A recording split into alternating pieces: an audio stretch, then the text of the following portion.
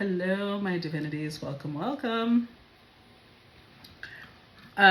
If you're curious about why you didn't see videos from me the past couple of days, a reminder that I'm going to be taking Mondays and Tuesdays off, and I'm going to be uploading Wednesdays, Thursdays, Fridays, and Saturdays, okay? So there's been so many downloads these past few days that I'm honestly not going to focus on any of them. I'm gonna start the reading and I'm gonna see which of those downloads belongs to the reading because there's been several, okay? So we're gonna start with the Deep, Dark, and Dangerous Oracle. What is the message from the Deep, Dark, and Dangerous Oracle? Hold on. I'm twisted sideways. Okay, we're gonna start with Gadite, blessings.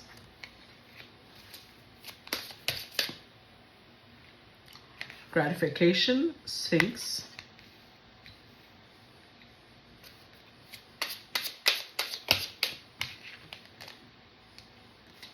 Sovereignty, the Morrigan.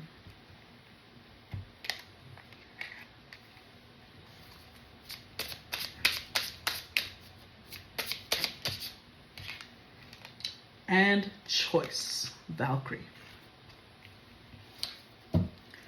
Overall energy, freedom, Silkie. So two of these I remember, honestly, but I'm going to read them all. Well, actually, I'm going to start with freedom, and then I'm going to kind of do this the way I did Saturday's reading.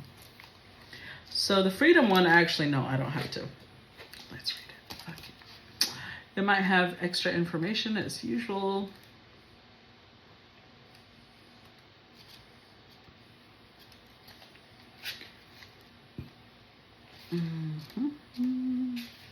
Okay.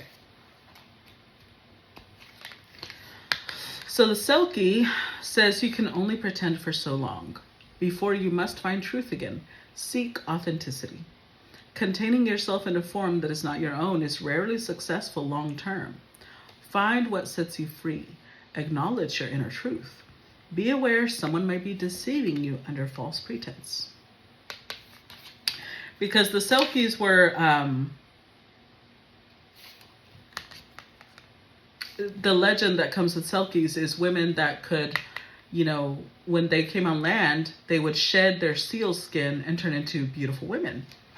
The thing was that a lot of myths involve humans who wanted to sleep with the Silkies because the Silkies brought fortune. They brought, you know, they brought good fortune with them. So a lot of humans would force them to stay on land by hiding their Silkie skin.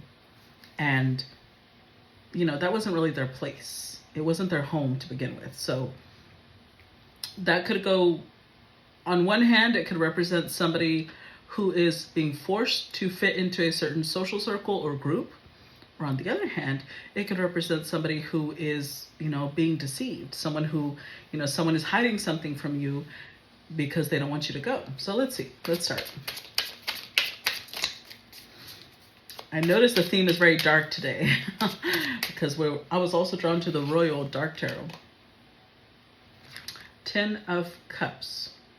Okay.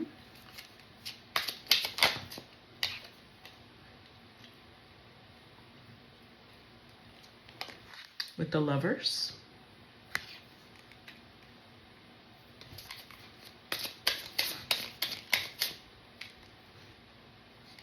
The Emperor.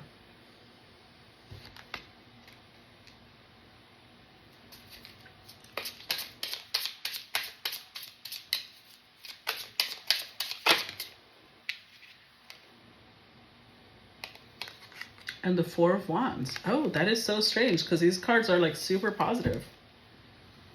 Overall energy, the Hermit. So let's start with that row.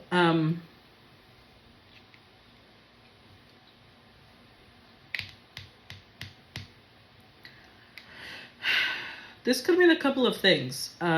Because it's so positive, I was a little worried there for a second because, you know, it could be somebody trying to take somebody else's freedom. But in this case, it could be that maybe the people you've been close to up until now are not really the type of people you should be with. And the person that's coming into your life now is going to set you free in the sense that you can be yourself with them, because it's an emperor. Four of Wands. This Four of Wands is a little more revealing, right? But it's also indicative of freedom, really. Someone being able to bare their skin without worry. I will tell you one thing though, the fact that the Lovers was like this, I feel like there's going to be a little bit of a Beauty and the Beast theme in this connection. Even here with the Ten of Cups, the lady is in a beautiful dress while he is covered in armor. See? And then the Lovers had a beast-like creature with a beautiful woman. So this doesn't necessarily mean that the person is going to look like a beast. It could be that they feel like one, because look at this here. Could be somebody who feels like a beast, you know? And to them, you represent softness. You represent vulnerability. I'm going to clarify the Silkie card with my ArtesanaDivina tarot. Hold on. There's another deck. It's in the way. Okay. Let's clarify it. Give me additional information about the Silkie.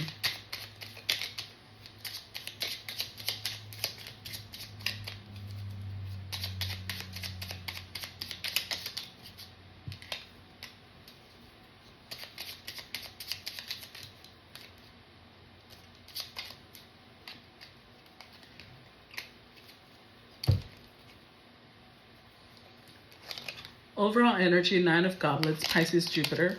It will feel like a wish come true. I will say that.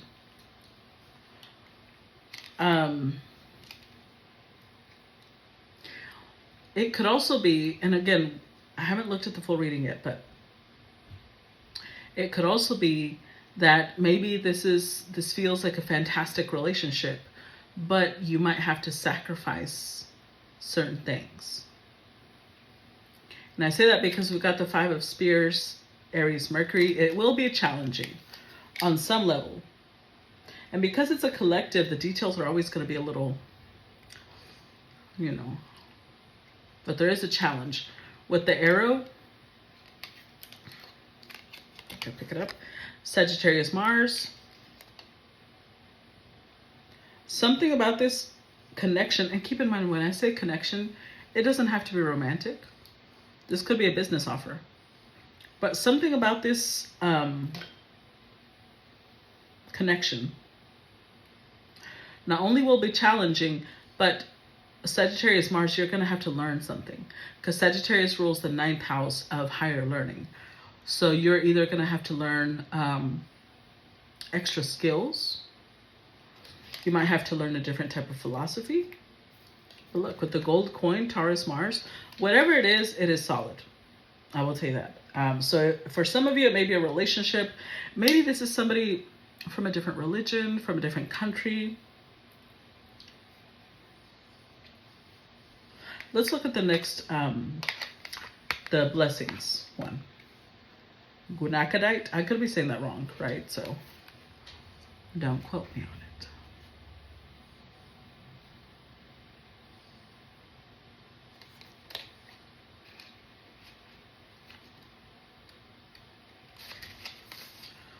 Okay, so this one is look deeper. Something that may seem like a curse is actually a blessing. Truth finds a way to be told. You are loved and protected. So this is about a man who, I'm going to read the story because I remember the story, but not in order. I remember bits and pieces. The Tlingit people have a deep, beautiful myth concerning a creature called the Gadite. A young man belongs to a village that is poor and fishing is not good.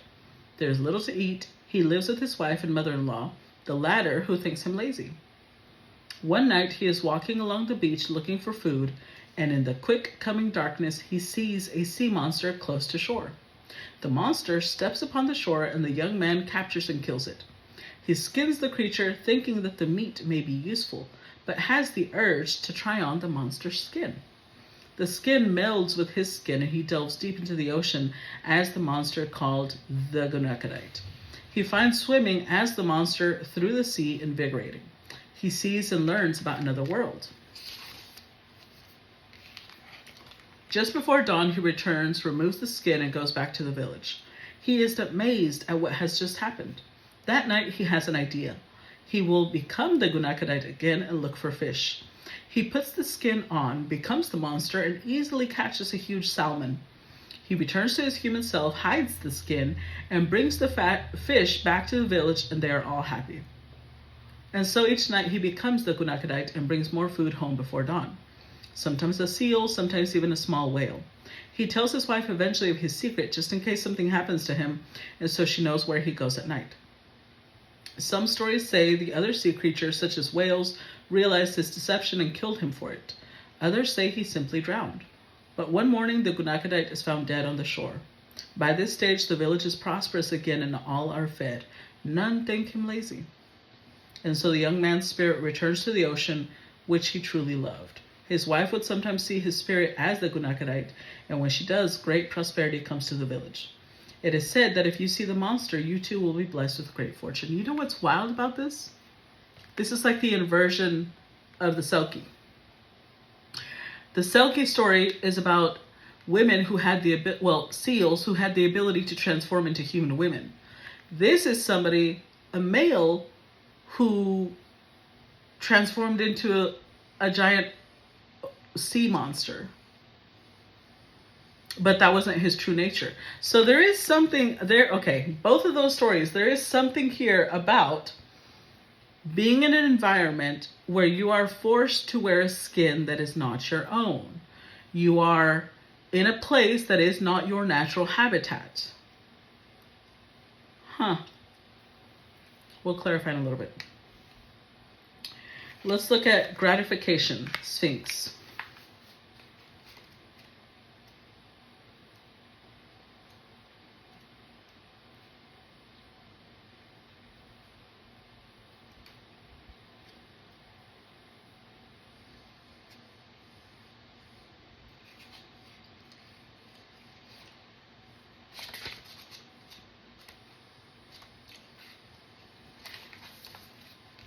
Okay, this one says, mark your successes.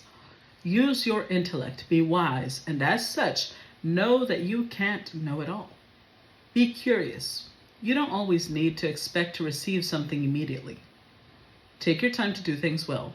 Delayed gratification can build character and achieve big goals. Guard what is integral to you. Everything that annoys or irritates you about someone tells us a lot about yourself.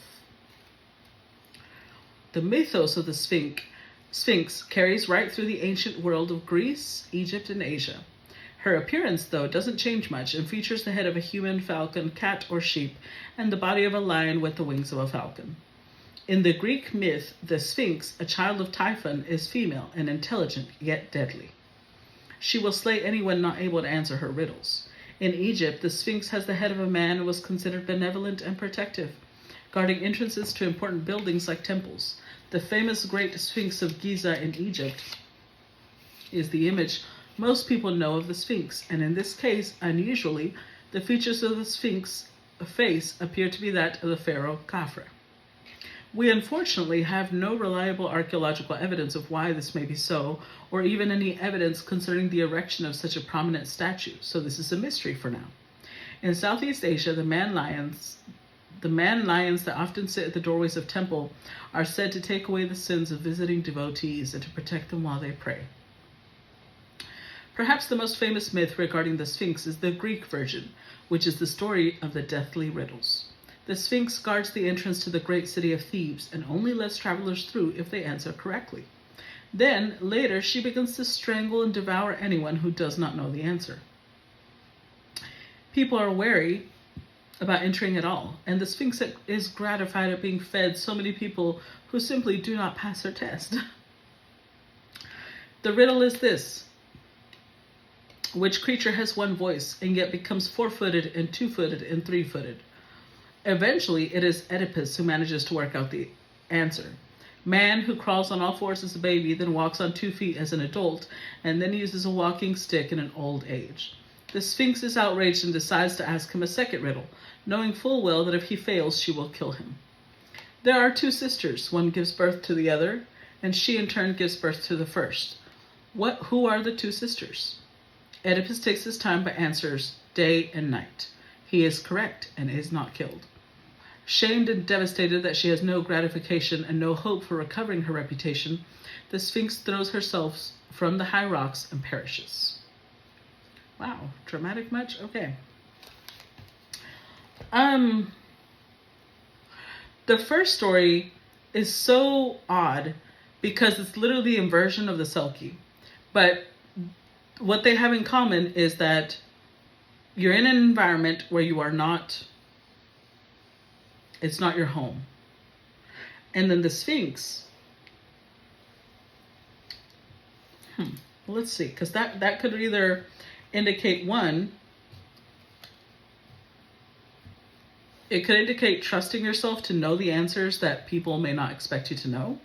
Or 2, it could be talking about not expecting to know everything. Let's see. Give me additional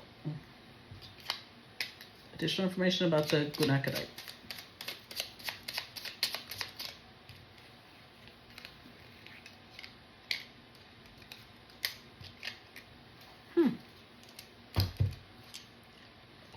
Two of Wands, Leo Moon.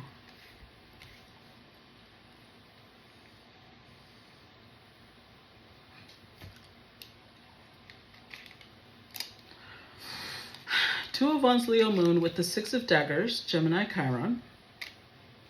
The 6 of Claymores, Aquarius Venus. So both of those are the 6 of Swords. The 7 of Geodes, Virgo Neptune. And the 8 of Arrows, Sagittarius Saturn. This is all about finding answers. So remember that the blessings, it was talking about sometimes what feels like a curse actually ends up being a blessing. So somebody here is going to be put in a situation that at first might feel really scary.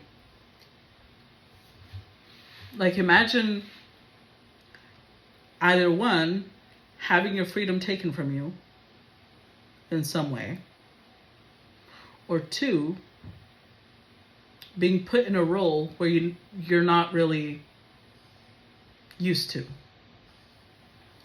But we have 2 cards that indicate 6 of Swords, finding a solution. So whatever at first feels like a curse will actually end up being a blessing. But with the 7 of Geodes, Virgo Neptune, it's going to be difficult because I feel like whatever it is that this is indicating, it won't have a blueprint. It won't have any precedent. This will be first in its class of whatever it is that is happening.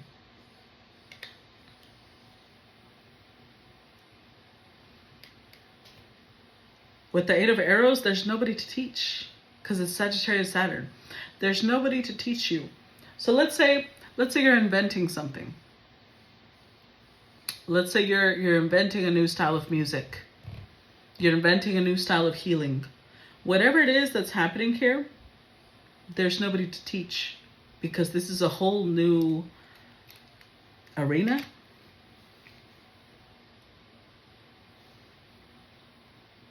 With the Leo Moon, 2 of Wands, you are the person that's going to have to do this. Because remember, in that story, he feels compelled to wear that skin that isn't his. But it's like it comes naturally to him. Once he starts, he falls in love with it. Clarify, Sphinx, gratification.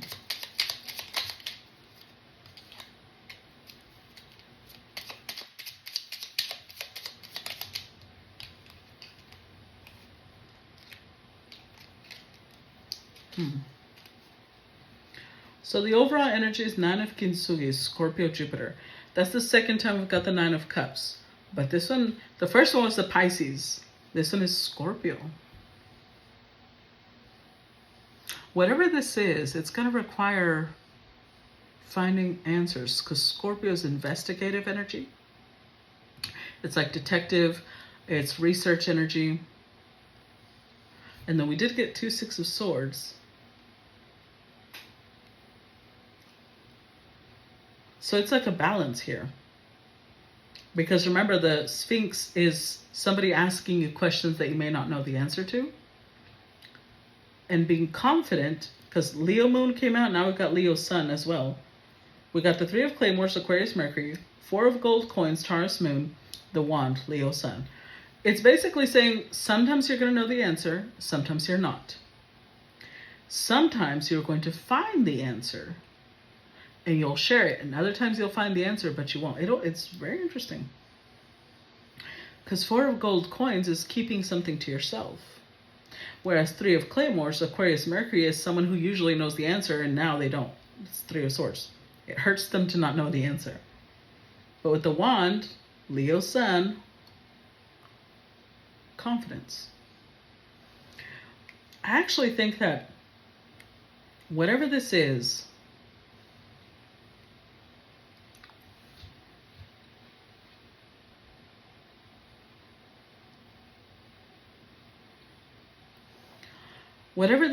it could be solving questions that other people are like, that's, you know how facing the Sphinx was like scary, because if you didn't have the right answers, you would die. There's something here where the risk is really high. But as long as you research, as long as you go into this with the open mind of, I don't know everything, I want to learn, you will find the answers. But it's delayed gratification. It's like you don't have to go around telling everybody immediately once you find the answers to whatever this is. Let's see.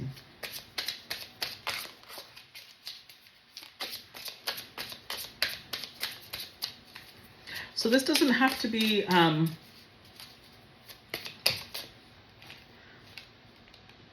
see? First card that came out, Strength. Delayed gratification. Hold it, keep it to yourself. So for some of you, if this is a relationship, because it doesn't have to be, but if it is, let's say it's a relationship, don't go around telling people about this. If this is a job, there's something here about keep it to yourself until you have the answers. I don't know what that means, because it's a collective. Justice. Oh. Again, we keep getting that. Maybe that's why I was drawn to this deck. There's something here about being tied to something, but not in a negative way. Because if you notice, the beast is the one that's chained to her, not the other way around. Like you're going to have a contract with something. For some of you, I'm going to be real. For some of you, this could be a contract with a really powerful entity. But it could be an entity that a lot of people don't like. Like maybe they're a dark entity of some sort. And a lot of people are scared of this entity. So it's kind of like, if you don't have the answers yet, don't share this connection yet until you have the answers. For some of you, it's an organization that not a lot of people like, but it'll be beneficial. King of Pentacles. This could be a business offer.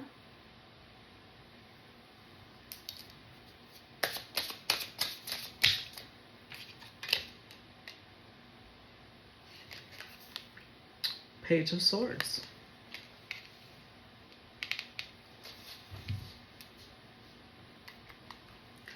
Look, overall energy, 10 of Swords. And here she has slain. She just slayed a beast. She's literally holding the head. Whatever this is, Not only is it divine, because if you see she has wings, right? This is divine justice. This is a beast who deserved to die. But it's like one beast protects you while you slay the other. This could be an industry. This could be, honestly, it could be so many things. We're going to clarify in a minute because I would like further information on this. What is this? Let's look at the other oracle cards, because whatever this is, I do know with the Justice card coming out, it's some sort of contract. It could be a spiritual contract. It could be a physical contract. But whatever it is, Strength card, and then the cards that came out, it's like, keep it to yourself. For some time, keep it to yourself. Because there's something about people not liking it. Either one, it's people not liking what this is, or people being scared by it. One of the two.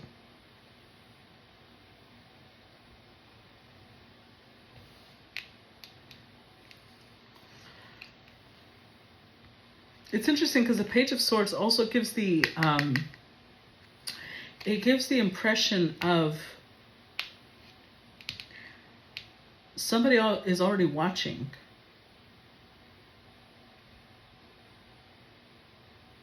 I don't know.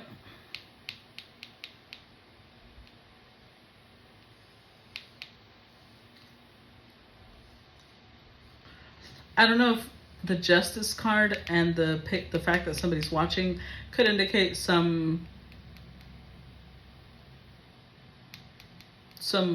you know, what should I call them? Some task force, some bureau or agency could already be watching you. Interesting. Okay, we're running out of time, so I'm going to read these on part 2, but we're going to read the Morrigan, Sovereignty, and Choice, Valkyrie, on part 2. So if you are already on Patreon for $1, you can watch part 2, and I will see you on the other side. Bye-bye.